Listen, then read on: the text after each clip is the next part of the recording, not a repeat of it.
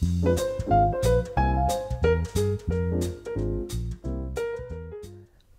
LS3 5A, a set of classic bookshelf speakers that have been around for over 40 years.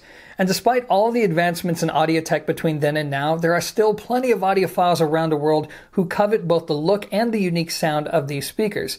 Now, whether you love them, you hate them, or you're relatively indifferent about them, the one thing that I think we can all agree on is that they have become pretty expensive in recent years. For example, if you want a set of official LS3 5As, I'm talking about speakers that are fully licensed by the BBC, well, that's going to run you $3,000 or more for a pair. Which is why I'm excited to introduce these speakers to you, because what you're looking at are a set of official LS3 5As, as in they are licensed by the BBC, only instead of retailing for $3,000 or more a pair, they retail for $1,995 a pair. Now look, I know that's not cheap, but this is trending in the right direction, and that puts them at a price that they used to be at many years ago. So here's the game plan. I'm going to set this camera on a tripod, and then I'm going to talk to you about how these speakers came to market, because I think it's an important story and is definitely going to provide context for the rest of this review. So let's get to it. So normally this is the point in a review where I should summarize the history of the LS3 5A for you all. But I'm not going to do that in this video, nor am I going to spend any time going over the specifications for these speakers. If you're interested in that information, just click on the description box and follow the links. Instead, I'm going to use this time to focus on something that I think is far more important, which is understanding the history of Falcon Acoustics, because once you understand that, you will better appreciate the speakers that you're looking at right now. So it goes like this. Falcon Acoustics was founded by a gentleman named Malcolm Jones. Who is Malcolm Jones? He's one of the original KEF employees that just so happened to be responsible for the drivers used in the LS3 5As. I'm talking about the KEF T27 tweeter and the B110 woofer. Now, I don't think anybody expected the LS3 5A to be as much of a commercial success as it has been, let alone many decades after it was originally released. But here we are, and as you can imagine, that created a demand in the marketplace for two-spec parts. And who knows these parts better than the man who literally developed the most critical components for them? So Malcolm Jones started Falcon Acoustics as a parts company, originally offering two-spec drivers to enthusiasts. Now eventually people wanted crossovers, which he provided, and then it wasn't long for people to want full-on kits. I'm talking about two-spec cabinets to even include fully assembled speakers. So once it got to that point, he decided to get them licensed by the BBC, making them, I think at the time, the only licensed LS3 5A around. Now, it didn't take long for word to get around about how good these speakers were, and eventually distributors around the world came to Falcon and said, hey look, we would love to import these speakers into our country and to sell them through our retailers. And the agreements were made, and then that is what bumped the price up for just under $2,000 a pair for a fully assembled kit from Falcon, all the way up to $3,000 a pair. So now let's fast forward to 2018 when MoFi took distribution of Falcon Acoustics in North America. So one of the guys at MoFi is a very passionate LS3 5A enthusiast. I mean, this guy could talk for hours and hours about these speakers. And he was wondering if there was going to be a way to import an LS3 5A, an actual BBC licensed speaker, into the United States at a price that it used to sell at just under $2,000. So after doing some negotiating, this is what they ended up with. So to be clear, what you're looking at is a Falcon LS3 5A, specifically the silver badge or the classic edition, whichever designation you prefer. It's a Falcon with a different badge. But there were compromises made. Number one, it's only going to be available in black.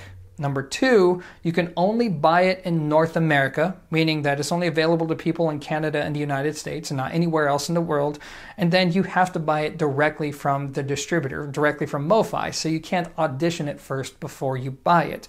Those are the compromises, but nonetheless, I think it's pretty cool to see at least somebody out there trying to bring a legit LS3 5A to market at a lower price point, because the trend so far has been just the opposite. So even though that's all well and good though, it's still time to talk about how it performs and to comment on whether or not it's still relevant in today's marketplace.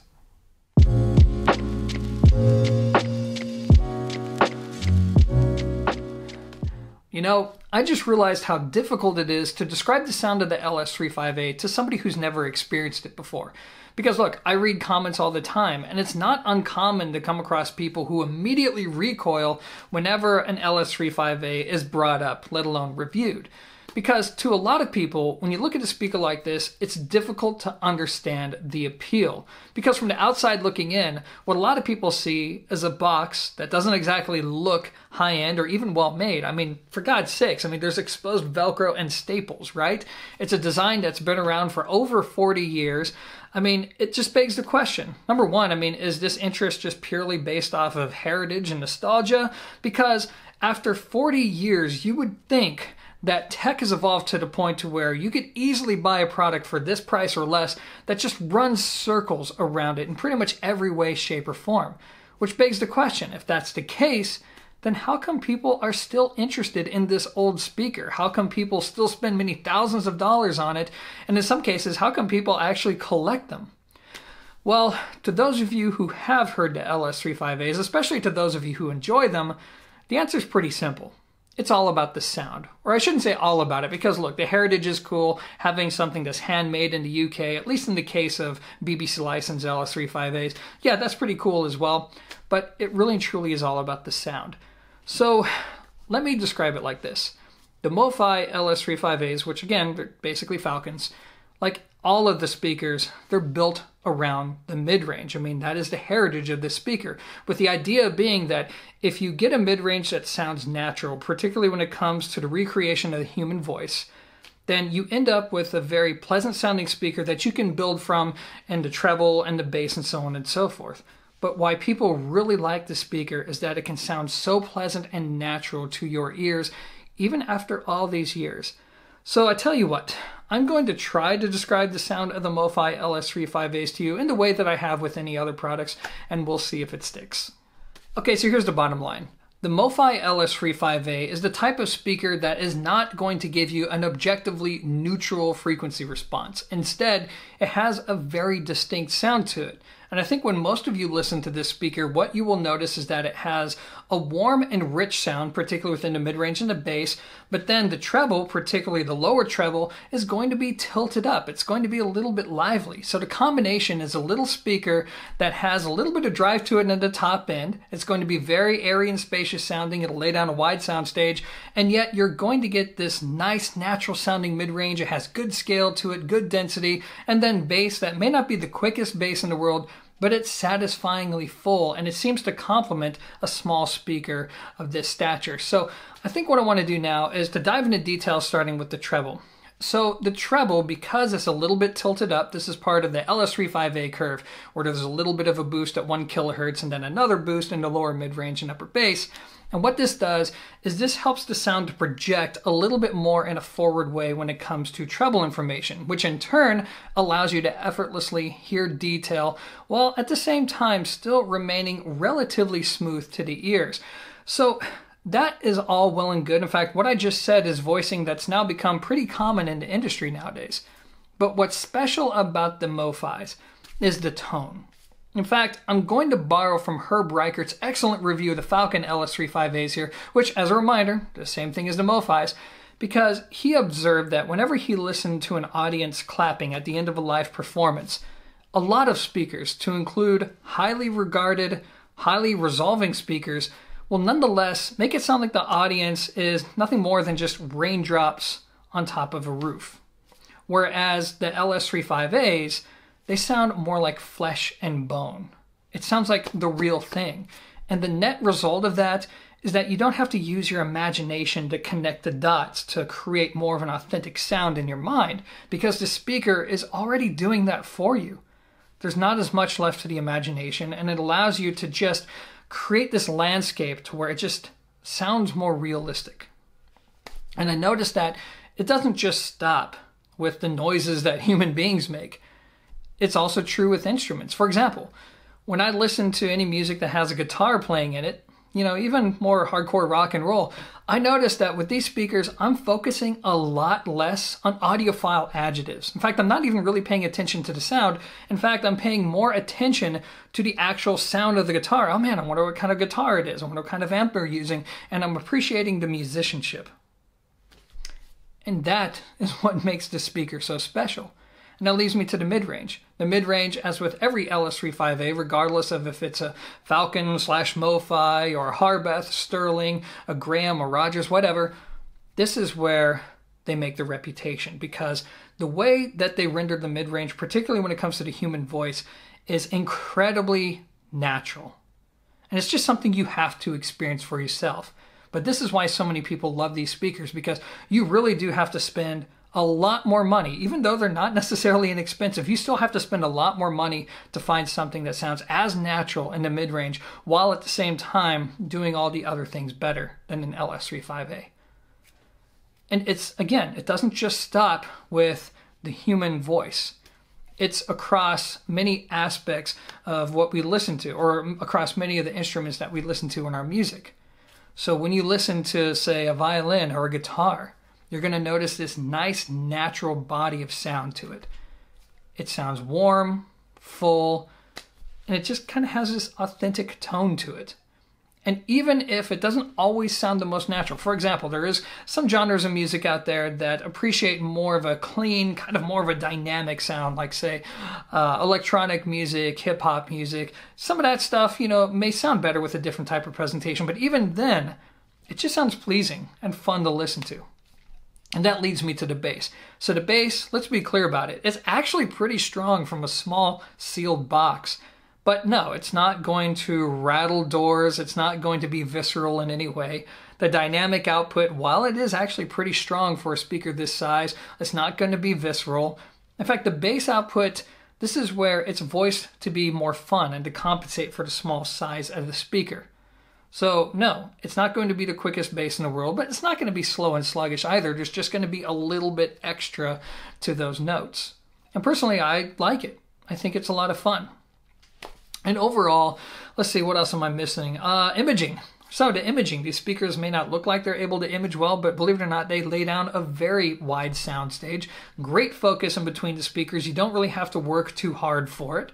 And then there's going to be pretty good layering within the sound stage. So these really uphold to the reputation of a classic two-way monitor. In fact, one could even argue, I think they're the original compact two-way monitor that could actually image very well. And it seems like they have not become obsolete in that regard through the years. Maybe it's because there's been improvements to some of the tech behind it, but you know what? I mean, that's something I can't really comment on in this video because I just don't know. So ultimately, all I can do is relay my experience at this point, which is there's very few speakers that I review at zero fidelity that allow me to focus on the music more than on the sound. It's very difficult for me to just turn off reviewer mode, no matter what system I'm listening to something in. And when it comes to the Falcons, or I'm sorry, the MoFis, whatever, especially in a desktop environment, I found myself just listening to music for hours on end. I almost couldn't stop.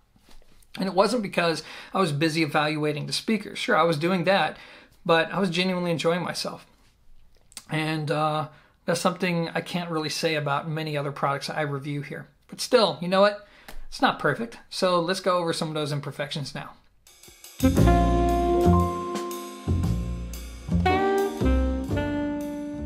Look, so here's the bottom line. As with every hi-fi product that's ever been made, not everybody is going to take to the sound of the MoFi LS3 5As, to include people who are looking for a compact bookshelf speaker.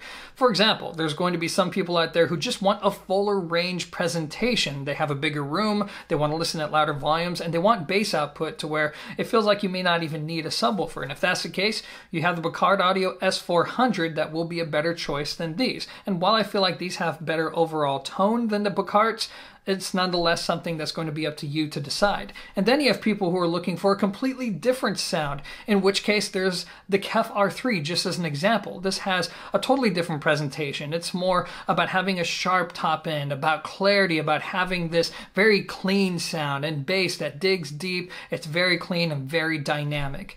So if that's what you're looking for, then the KEF is likely going to make you happier. Instead, this is going to be a small speaker for somebody who values natural tone as well as a more or less entertaining sound.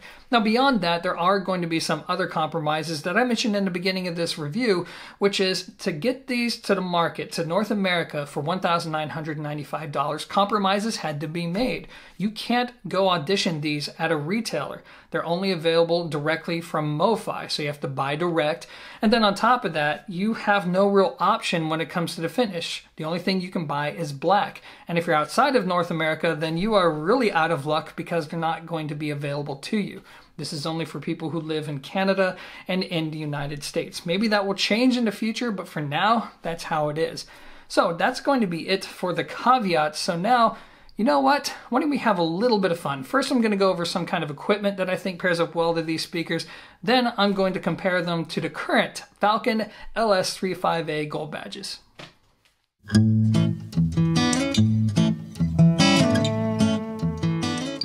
So this part's going to be pretty easy because the MoFi LS3 5As are very straightforward speakers to work with. So first, they tend to sound best in small to medium-sized rooms at volumes at up to around 90 dB or less. Now, when it comes to placement within a room, they're super easy to work with. Guys, you can put them against the wall if you want. That's fine. They'll sound good, nice and full. And if you want to place them more on traditional hi-fi stands and pull them out into the room, they'll also sound great there. You'll still get the same characteristics I described earlier, only the bass is going to clean up just a little bit and the imaging is going to be wider with just a little bit more depth in between the speakers. But otherwise, super easy to work with. I feel that they sound best with very minimal tone, but that's something you can experiment with on your own for free. And it's also important to note that while I have the grills off on these speakers, every LS3 5A was designed to be listened to or experienced with the grills on. But again, this is something that's free for you to try. I personally feel like they sound more natural with better driver integration with the grills in place. But again, it's just something for you to mess around with. Now, when it comes to equipment matching, these speakers are actually pretty easy to accommodate. I would say a good, if you're running a tube amp, 10 to 30 watts would be fine, and if you're running more solid state setup, a good 30 to 80 watts is going to be fine. Now clearly these are small speakers, so if you want to run a 300 watt amplifier on them, just be careful. It is possible to blow the drivers if you're really going to crank the volume with a lot of power behind them, but otherwise, again, very easy. Most people have the right kind of amplifier for these speakers. Now, the only thing that I need to make note of is that the distributor for the MoFis, which is MoFi, we have a minor disagreement on the type of amplifiers that sound best with these speakers because in their opinion, it's going to be more tube-based products. And that's because there is going to be that bump at 1 kilohertz, which kind of results in this little dip in the upper mid-range, or at least that's how we hear it. And this naturally lends itself well to tube amplifiers, something that can kind of fill in that upper mid-range and give it more of that full sound. But to me, in my experience, I don't think that's necessary. Solid state amplifiers sound great with the Falcons, MoFis, whatever. So instead, I would say the only thing you want to stay away from are amplifiers that are more cool and or forward in nature. A great example being Class D amplifiers. I don't think that would make for a great match with these speakers, as well as pretty much any solid state gear that has more or less the same general trademarks in terms of their sonic performance envelope. Otherwise though, very easy speakers to work with. So now let's talk about how they compare to the mighty Falcon gold badges.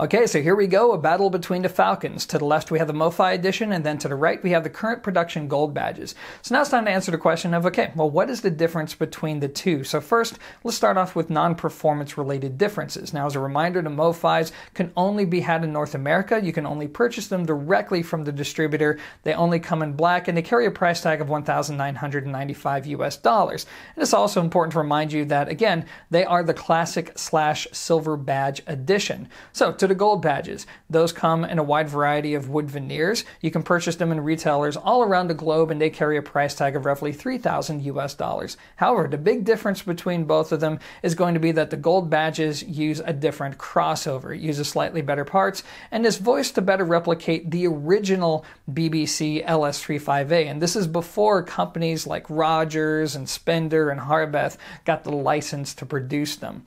So that leads me to the differences in performance, because the big question is, okay, well, did they sound notably different?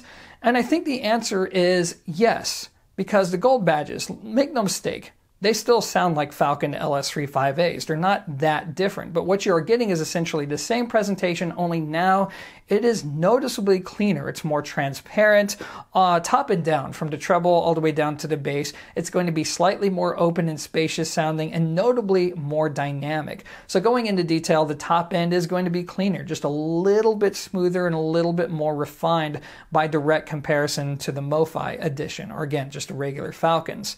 Now, this has implications. On one hand, it's going to be more transparent, but then on the other hand, if you have less than perfect recordings, I think that the gold badges are going to reveal that a bit more readily. And then you have the mid-range. The mid-range still takes on that classic LS3 5A sound. There's going to be a slight dip in the upper mid-range, and then there's going to be a little bit of warmth in the lower mid-range. But overall, it's going to be the same sound, but cleaner. Again, just more transparent, more resolute, and the big difference is actually going to be with the bass. The bass is going to be notably cleaner.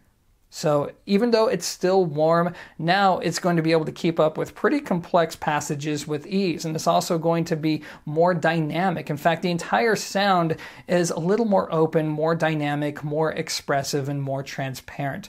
So overall, those are going to be the major differences. Now, are they worth it over the MoFis? Well, that's going to be a very personal question. It just depends. Now, in my subjective opinion, the answer is yes, if you plan on sitting, say, 5 or 6 feet away from the speakers, and if you could readily afford something like a gold badge. By direct comparison, they are going to be superior, and it's difficult to unhear those advantages. However, on their own, I think the MoFis sound very good. In fact, in a desktop environment, I think the MoFis sound a little bit better because that extra warmth in the mid-range and especially in the bass just seems to complement that type of environment better. Whereas I feel like the gold badges could use just a little bit of a boost in that regard when your ears are only maybe a foot or two away from the drivers. But that's just going to be my take on it. So I tell you what, guys, let's wrap up this review.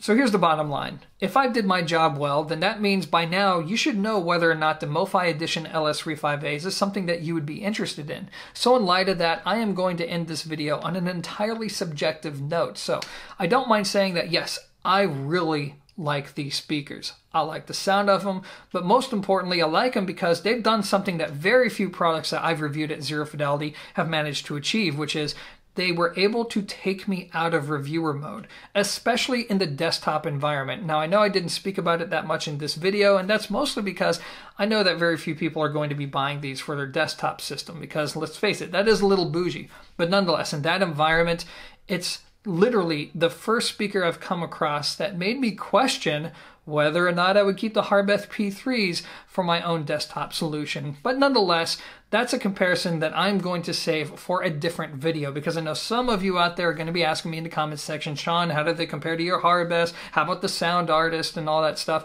There's going to be a video dedicated to that. But for now, I want to end this by saying I appreciate the trend that this speaker in particular is going in. Because here we are at a time to where the LS3 5As, as good as they are, they're very expensive speakers. It seems like they're just only going to continue to raise in price.